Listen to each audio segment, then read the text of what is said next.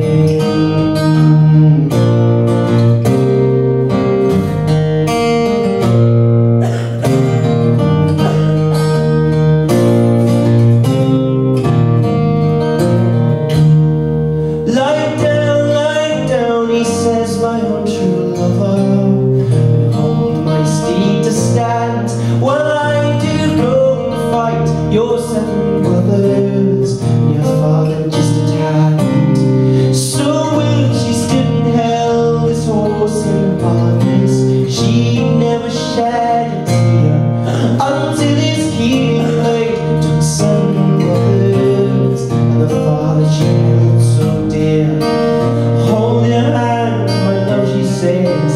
Your strokes are wonderful, sweethearts I will have again, but fathers I'll get no more. So hold off, Lord Douglas. She calls towards him, she called him by his name. For all the blood that you have shed in anger, love runs in every vein.